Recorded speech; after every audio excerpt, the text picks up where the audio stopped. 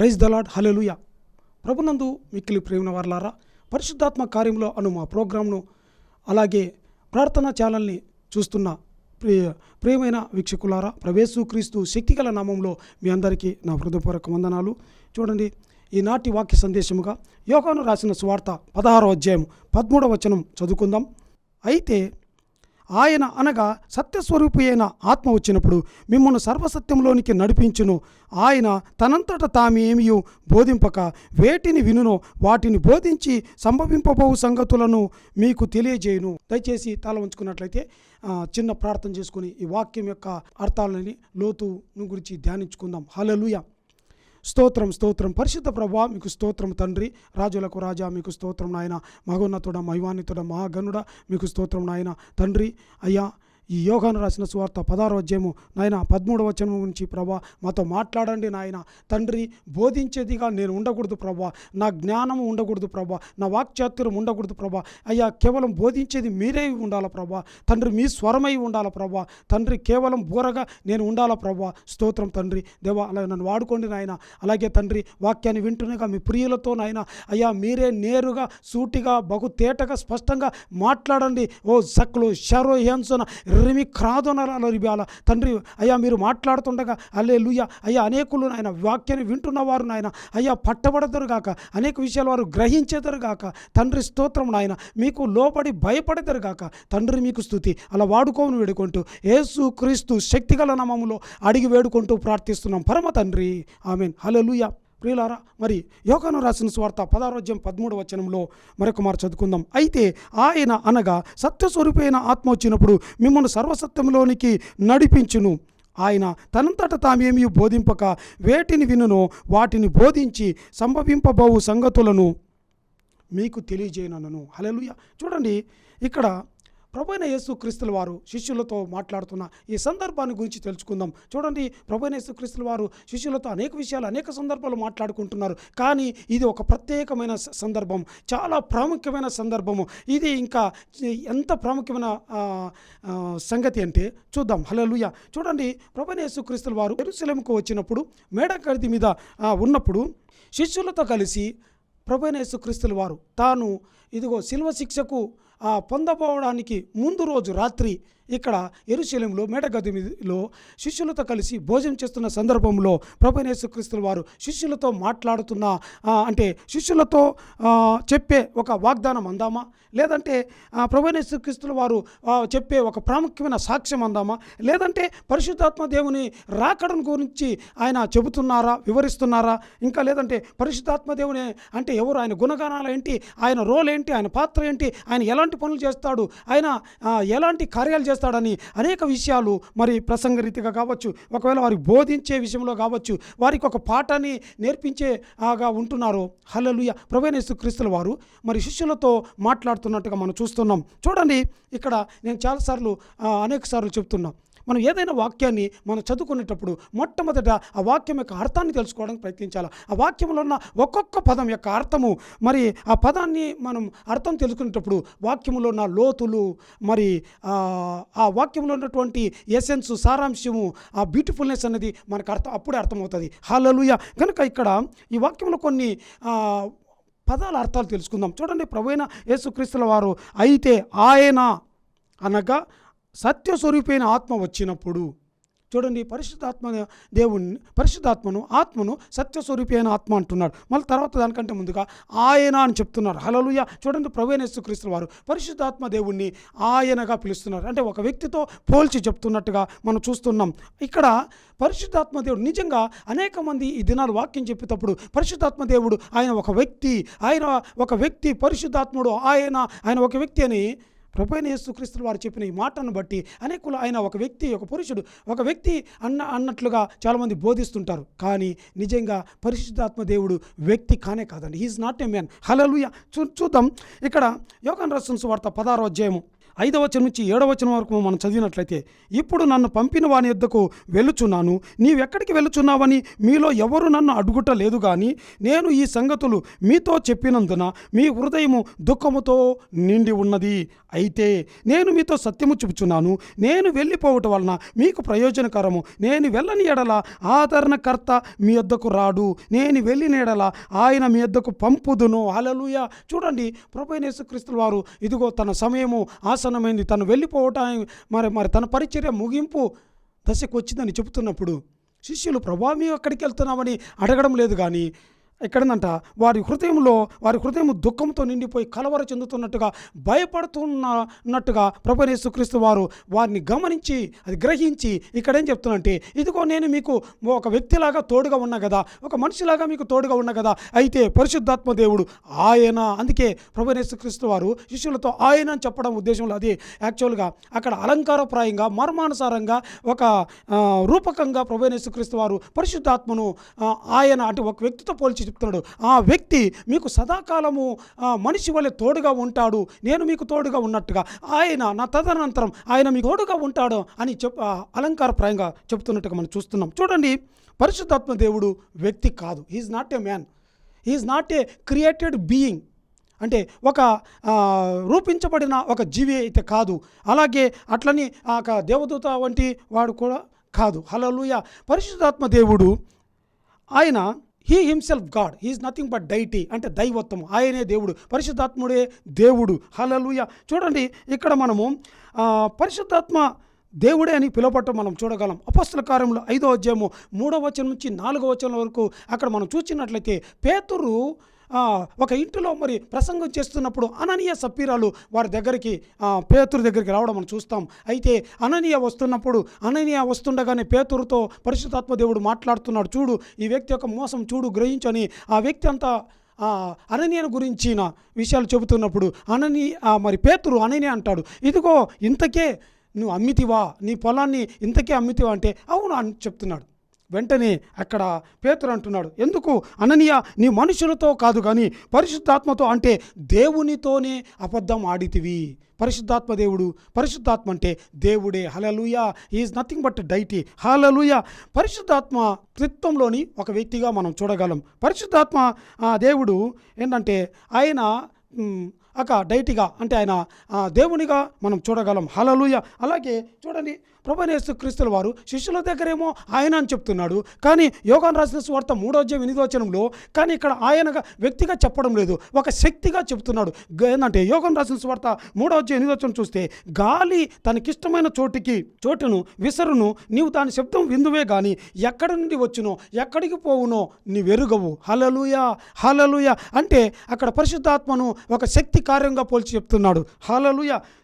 కనుక ఈనాడు అనేక మంది పరిశుద్ధాత్మ దేవుడు అంటే ఒక పర్సన్ అంటుంటున్నారు. కానే కాదు, పరిశుద్ధాత్మ దేవుడు వ్యక్తి కాదు. ఆయన మనలాగా మరి ఈ దేహము శరీర మాంసాలు లేవు. హల్లెలూయా. ఒక మాటలు చెప్పాలంటే పరిశుద్ధాత్మ దేవుడు వ్యక్తి కాదు. అలా అంటే ఓన్లీ శక్తినా అంటే శక్తి కూడా కాదు, ఆయన వ్యక్తిత్వం గల శక్తి. హల్లెలూయా. హల్లెలూయా.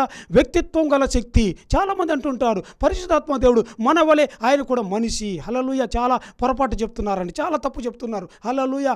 పరిశుద్ధాత్మ దేవుడు మన వలె లేడు. హల్లెలూయా. పరిశుద్ధాత్మ దేవుడు మనిషిలో పోలికలో లేడు. హల్లెలూయా. చూడండి, ఆదికాండం 1వ అధ్యాయము 26వ వచనం మనం చూచినట్లయితే దేవుడు అక్కడ మాట్లాడుతున్నాడు, త్రిత్వం మాట్లాడుకుంటున్నారు. మన స్వరూపమందు తండ్రి, కుమార, పరిశుద్ధాత్మ దేవుడు ముగ్గురు మాట్లాడుతున్నారు. మనం ఏ స్వరూపం కలిగి ఉన్నాము, ఆ ముగ్గురు 3 స్వరూపాలను చూస్తున్నాం అనుకుందాం. మన స్వరూపమందు మన పోలిక చొప్పున, తండ్రి పోలిక, కుమారు పోలిక, పరిశుద్ధాత్మ పోలిక చొప్పున నరులను చేయుదుము. హల్లెలూయా. మనము ఈ దినం ఈ రూపం ఉందంటే అది దేవుడి రూపమే. మనం కలిగి ఉన్న కొన్ని గుణాలు దేవుడు లాంటివి. హల్లెలూయా. మనం కొన్ని ఎమోషన్స్ దేవుడు కలిగి ఉన్నవి. హల్లెలూయా. అనేకులు ఏమంటారంట, పరిశుద్ధాత్మ దేవుడు మన వలె ఆయన కొన్ని కలిగి ఉంటాడు లక్షణాలు. నో, పరిశుద్ధాత్మ దేవుడు కలిగి ఉంటాడు. హల్లెలూయా. ఆయనను పోలి మనం కలిగి ఉన్నాం. హల్లెలూయా. హల్లెలూయా.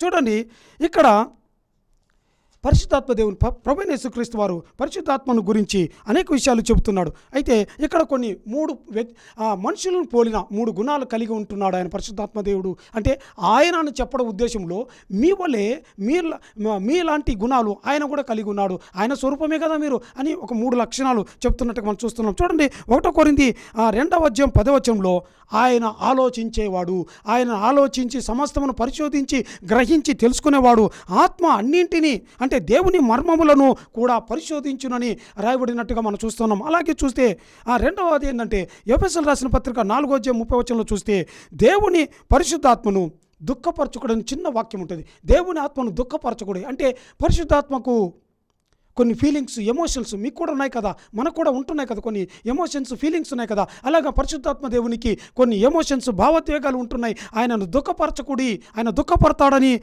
మరి చెబుతున్నట్టుగా మనం చూస్తూ ఉన్నాం. అలాగే చూస్తే చూడండి 1 కొరింథీ 12వ అధ్యాయం 11వ వచనంలో చూసినట్లయితే పరిశుద్ధాత్మ దేవునికి ఒక చిత్తము, ఒక ప్రణాళిక, ఒక ఉద్దేశము, ఒక పని, ఆ యొక్క కార్యము ఆయన కలిగి ఉంటున్నట్టుగా మనం చూస్తున్నాం. ఆయనను ఆత్మ ఒక్కడే తన చిత్తము చొప్పున ప్రతి వానికి ప్రత్యేకంగా పంచి ఇచ్చు కార్యసిద్ధి కలుగజేయును అని ఆ వాక్యంలో చూస్తున్నాం. అంటే ఒక్కొక్క వ్యక్తి ఒక్కొక్కమైన వరాలు, ఆశీర్వాదాలు, దీవెనలు, బహుమతులన్నీ ఇస్తున్నట్టుగా, చాలా పనులు కలిగి ఉన్నట్టుగా మనం ఎలా పనులు కలిగి ఉంటామో ఆయన కలిగి ఉంటున్నాడు. హల్లెలూయా. అందుకే మనము పరిశుద్ధాత్మను పోలి మనము కొన్ని లక్షణాలు మనకు ఉంటున్నాయి. హల్లెలూయా, హల్లెలూయా. ఈ విధంగా ప్రభువైన యేసుక్రీస్తుల వారు ఆ మేడగదిలో అంటే ప్రభువైన యేసుక్రీస్తుల వారు చేసే చివరి రాత్రి భోజనంలో శిష్యులతో మాట్లాడుతున్నాడు, ప్రసంగిస్తున్నాడు, బోధిస్తున్నాడు, సాక్ష్యం ఇస్తున్నాడు, కొన్ని లోతైన విషయాలు వాళ్ళకు నేర్పిస్తున్నాడు.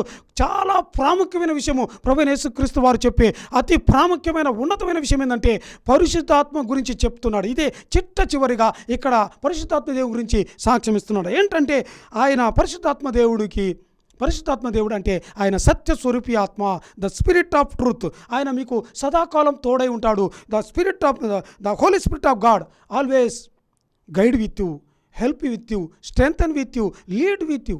ఆయన మీకు తోడుగా ఉంటాడు, మేము బలపరుస్తూ ఉంటాడు, మీతోనే ఉంటాడు అని అక్కడ ప్రభువైన యేసుక్రీస్తుల వారు చెప్తున్నట్టుగా మనం చూస్తూ ఉన్నాం. హల్లెలూయా. చూడండి ఇక్కడ ప్రభువైన యేసుక్రీస్తుల వారు ఇంకా వివరించి చెప్తున్నారు ఆయన కార్యాలు ఏంటి, పరిశుద్ధాత్మ దేవుని కార్యాలు ఏంటి, పరిశుద్ధాత్మ ఎలాంటి పాత్రను పోషిస్తాడు, పరిశుద్ధాత్మ దేవుడు మరి నా తర్వాత ఆయన మీకు వ్యక్తిగా ఎలా ఉండబోతాడు, ఆయన వ్యక్తిగా ఉండి మిమ్మల్ని ఎలా నడిపిస్తాడు, ఎలా బోధిస్తాడు అన్న విషయాలు ఇక్కడ మనం చెప్తున్నట్టుగా మనం చూస్తూ ఉన్నాం. హల్లెలూయా.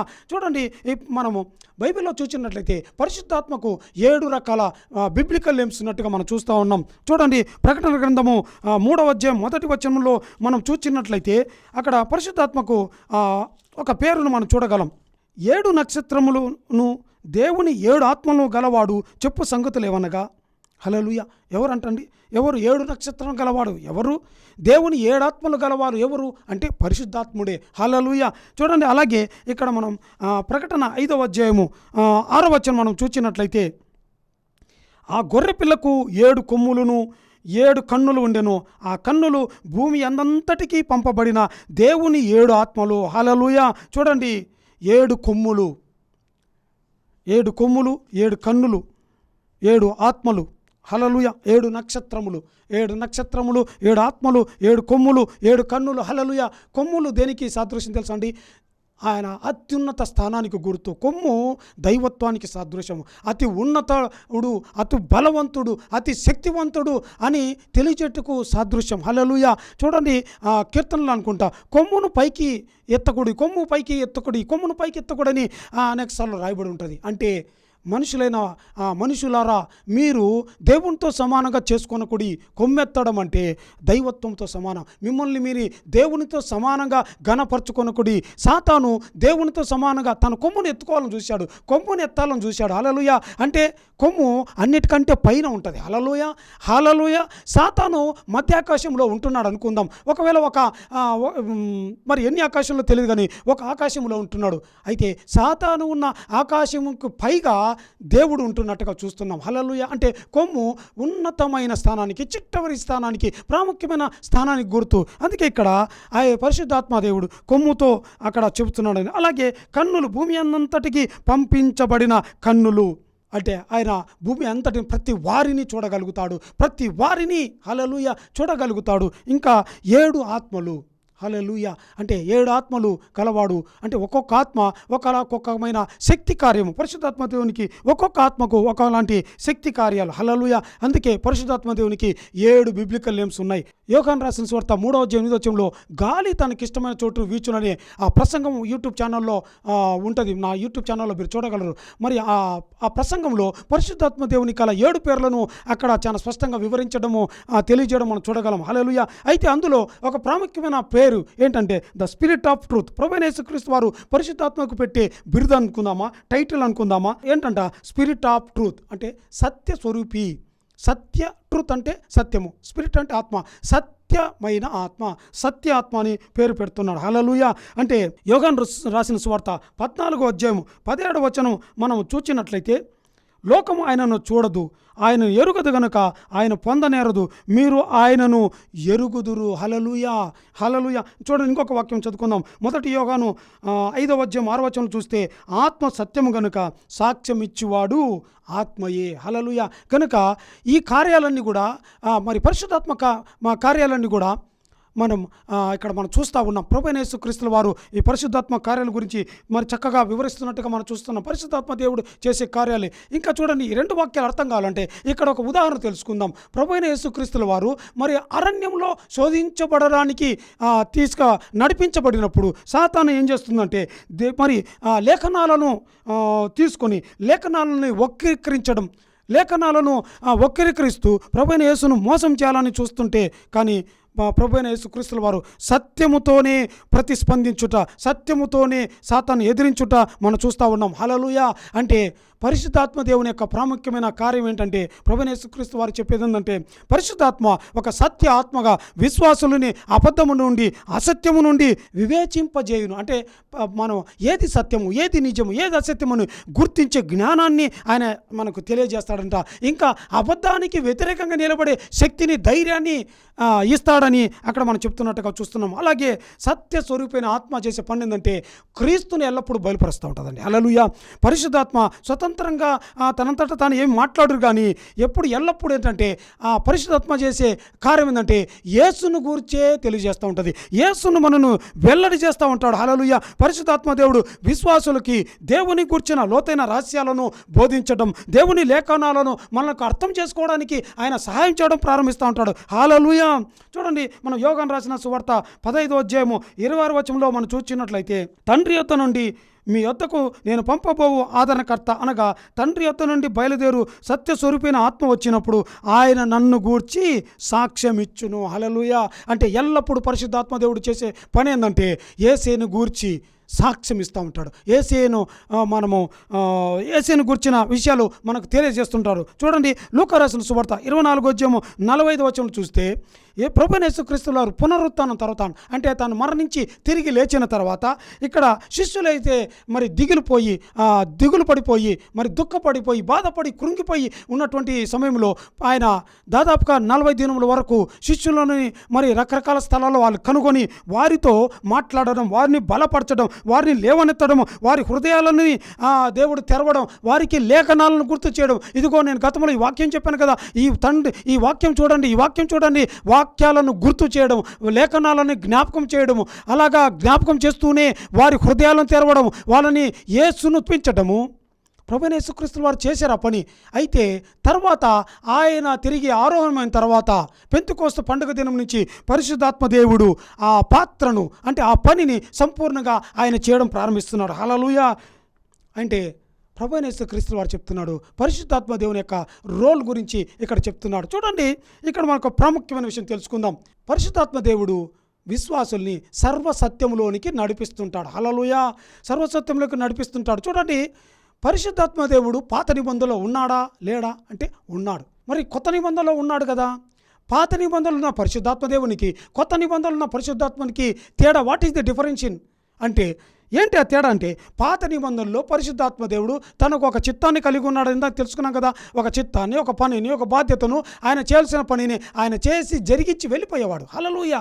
అయితే కొత్త నిబంధనలో వచ్చేసరికి పెంతెకోస్తు పండుగ దినం తర్వాత ఇక్కడ ఏంటంటే ఆయన ఎక్కడికి వెళ్ళాడు, మనతోనే ఉంటాడు.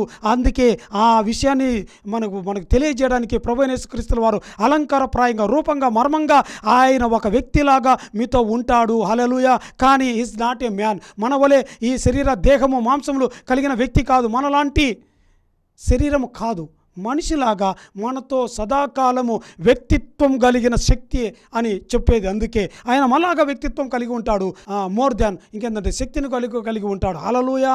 ఆయన మనతో కూడా సదాకాలం ఉండి మనల్ని సర్వసత్యంలోనికి నడిపించడం, మనల్ని బోధించడం, మనల్ని ఏంటంటే మనం బలపరచడం, మనం నడిపించడం చేస్తుంటాడు. ఇలా చెబుతూనే పరిశుద్ధాత్మ దేవునికి 3 ప్రాముఖ్యమైన పనులు, పరిశుద్ధాత్మ దేవుడు చేసే 3 ప్రధానమైన అతి ప్రాముఖ్యమైన రోల్ ఏంటంటే హల్లెలూయా 3 యాక్టివిటీస్.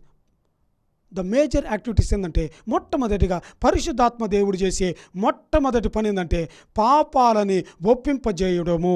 లోకములో ప్రతి వారు చేసిన అన్యాయాల, అక్రమాలని, వారు చేసిన తిరుగుబాట్లు అన్నింటినీ కూడా వారి పాపాలని ఒప్పింపజేయడం, విశ్వాసుల్ని పాపాలు ఒప్పింపజేసి సత్యంలోకి నడిపింపజేయడం, మోసంలో గందరగోళం నుండి వారు రక్షించబడడం అంతేకాకుండా యేసును గురించి బయలుపరచడము. ఇవన్నీ కూడా పరిశుద్ధాత్మ దేవుడు తెలియజేస్తుంటాడు. హల్లెలూయా. ఆయన ప్రజలకు వారి పాప స్వభావాన్ని గుర్తు చేస్తాడు, పశ్చాత్తాపడవలసిన అవసరాన్ని తెలియజేస్తాడు, రక్షకుడిగా యేసు యొక్క అవసరాన్ని మనకు తెలియజేస్తుంటాడు. హల్లెలూయా. హల్లెలూయా. చూడండి, యోహాను రాసిన సువార్త 16వ అధ్యాయము 8వ వచనం మనం చదువుకుందాం. యోహాను రాసిన సువార్త 16వ అధ్యాయం 8వ వచనంలో ఆయన వచ్చి పాపమును గూర్చియు, నీతిని గూర్చియు, తీర్పును గూర్చియు లోకమును ఒప్పుకొనజేయును. హల్లెలూయా. చూడండి, ఎంతో ప్రాముఖ్యమైన మాట అండి ఇది. మీరు ఎన్నోసార్లు చదివి ఉంటారు, కానీ అర్థం కాలేదు కదండి. ఇది అర్థం కావాలంటే దీని దగ్గర బైబిల్ ఒక గొలుసు లాంటిది, చైన్ గొలుసు లాంటిది. అన్ని లింకులన్నీ ఒకదానికి ఒక లింక్ ఉన్నట్టుగా చూడండి. దీనికి కరెక్ట్ మ్యాచ్ అయ్యే లింకు వేరే చోట ఉంది. ఎక్కడుందంటే లూకా రాసిన సువార్త 23వ అధ్యాయము 40వ వచనం నుంచి 42వ వచనం చూస్తే ప్రభువైన యేసుక్రీస్తు వారు శిలువ శిక్ష పొందుతున్నప్పుడు 2 దొంగలు ఉన్నారు కదా, కుడివైపున ఒక దొంగ, ఎడమవైపు దొంగ.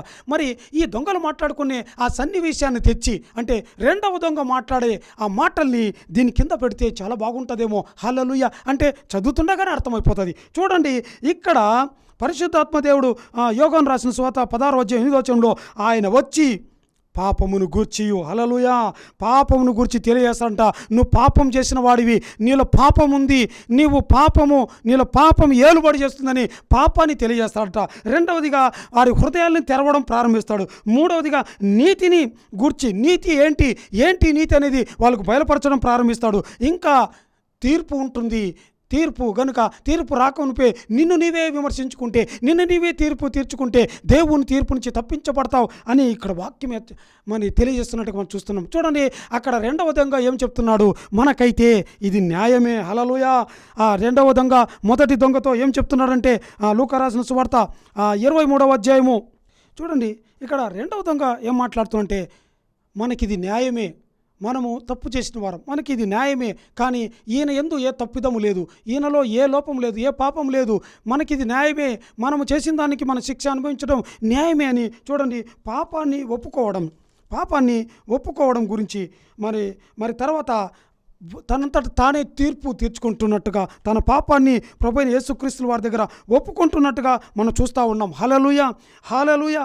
గనుక ఇలాగూ పరిశుద్ధాత్మ దేవుడు ఒక్కొక్కరిని ఏంటంటే వారి పాపాలను గురించి తెలియజేయడం ప్రారంభిస్తాడు. ఎప్పుడైతే మనం పాపాలను ఒప్పుకోవడం ప్రారంభిస్తుంటామో, ఎప్పుడైతే మనం పరిశుద్ధాత్మ దేవుడు తెలియజేసిన వెంటనే మన పాపాలను ఒప్పుకోవడం ప్రారంభిస్తుంటామో, హల్లెలూయా, పాపాలు ఒప్పుకోవడం ప్రారంభిస్తుంటామో వెంటనే పరిశుద్ధాత్మ దేవుని మొట్టమొదటి పరిచర్య స్టార్ట్ అవుతూ ఉంటుంది. హల్లెలూయా. హల్లెలూయా. చూడండి, అపొస్తలుల కార్యములు 16వ అధ్యాయము 25వ వచనం నుంచి 31వ వచనం వరకు చూస్తే పౌలు శీలలు మరి జైల్లో బంధించినప్పుడు వారికి పరిశుద్ధాత్మ దేవుడు వారి ప్రార్థన ఆలకించి వారికి విడుదల ఇచ్చినప్పుడు, వారు విడిపింపబడినప్పుడు ఆ జైలు అధికారి భయపడిపోయి వారితో పౌలు శీలతో అంటున్నారు, అయ్యలారా, రక్షణ పొందుటకు నేనేమి చేయవలనని. హల్లెలూయా. చూడండి, అక్కడ జైలు అధికారి తన తప్పు తెలుసుకొని అక్కడ జైలు అధికారి మరి పాపాలు ఒప్పుకొని పశ్చాత్తాపడుతున్నట్టుగా ఒక గొప్ప మార్పు పరిశుద్ధాత్మ దేవుడు చేసి ఒక గొప్ప మొదటి మెట్టు అతని జీవితంలో మనం చూడగలం. హల్లెలూయా. అలాగే మనం లూకా రాసిన సువార్త 18వ అధ్యాయం 13వ వచనంలో సుంకరి మరి ప్రార్థనకు వచ్చాడు. ప్రార్థనకు వచ్చి సుంకరి ప్రార్థన చేస్తున్నాడు. చూడండి, దేవుని మందిరంలో దూరంగా నిలబడి, ప్రభా ఇదిగో నేను పాపిని ప్రభా, ఇదిగో నా ఆకాశం వైపు నా కన్నులు ఎత్తడానికి నాకు ధైర్యం సరిపోవడం లేదు ప్రభా, నేను పాపినని ఒప్పుకుంటూ రొమ్ములు కొట్టుకుంటూ బాధపడుతూ ఏడుస్తూ తన పాపాన్ని ఒప్పుకుంటూ మరి పాపం కొరకు ప్రార్థన చేస్తున్నట్టుగా మనం చూడగలం. హల్లెలూయా. అలాగే లూకా రాసిన సువార్త 15వ అధ్యాయము 18వ వచనంలో మరి తప్పిపోయిన కుమారుడు కూడా ఏం చేస్తుంట, నా తండ్రి, నేను దేవునికి నీకును విరోధంగా నేను పాపం చేసి తిని ఇక మీదట నేను నీ కుమారుని కాను అని ఎంతోగానో తగ్గించుకొని పాపాన్ని ఒప్పుకుంటున్నట్టుగా మనం చూస్తున్నాం. అలాగే 51వ కీర్తనలో మరి దావీదు కూడా తన పాపాన్ని ఒప్పుకుంటున్నట్టుగా పాపం అంతటి కూడా కడగమని బతిమలాడుతున్నట్టుగా మనం చూస్తూ ఉన్నాం. హల్లెలూయా.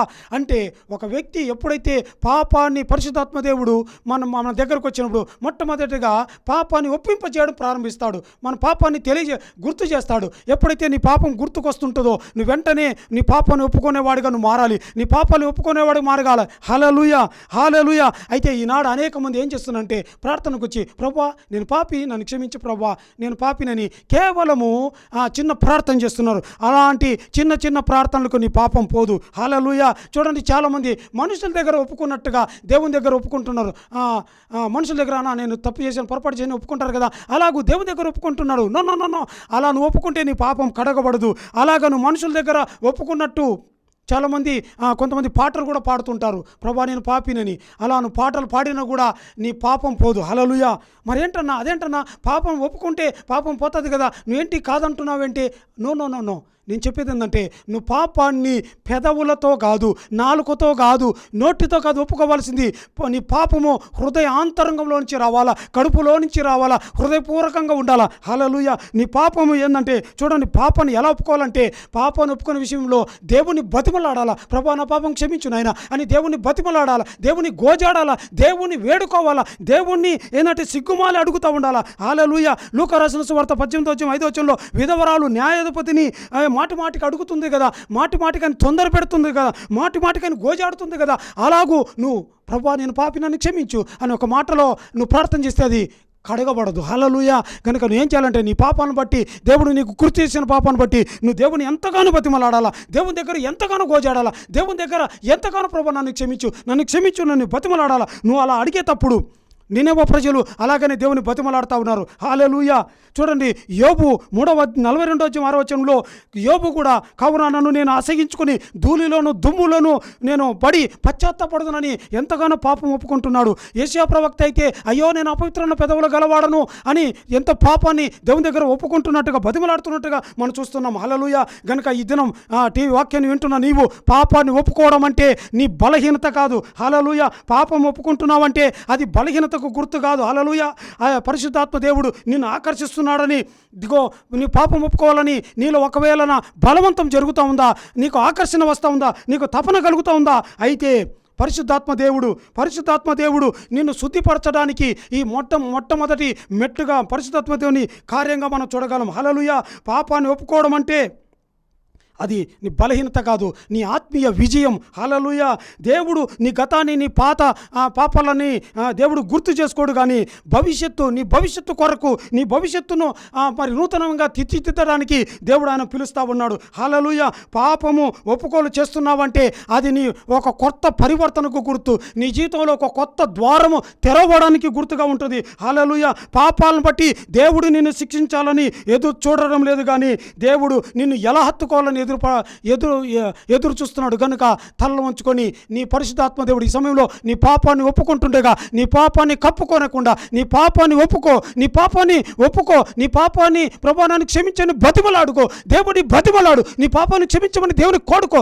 జక్లో రివా శరందరి కాలవుతారా ఇల్లేమో రివా శరబర్ అవుతున్నా రివందన కలా రవ శరగరవుతారా బిరా యారు వత్తురా. తండ్రి స్తోత్రం. టీవీ చూస్తున్న వారు ప్రభా ఎవరైతేనైనా, అయ్యా ఇదిగో ప్రభా అనేకుల్ని పరిశుద్ధాత్మ దేవ దేవా అనేకుల పాపాలని నాయన అయ్యా వారికి గుర్తు చేయి ప్రభా. అయ్యా వారి మనసుని బలవంతం చేయి ప్రభా. అయ్యా వారిని ఆకర్షించినైనా వారిని తపన పుట్టించినైనా ప్రతి వారు పాపం ఒప్పుకోవడానికి మిమ్మల్ని అయ్యా మిమ్మల్ని గోజాడాలి ప్రభా, బతిమలాడాలి ప్రభా. సిగ్గు లేకుండా నాయన అయ్యా మాటికి మిమ్మల్ని తొందర పెట్టాలి ప్రభా. అలాంటి ఆత్మ వారికి కలుగును గాక.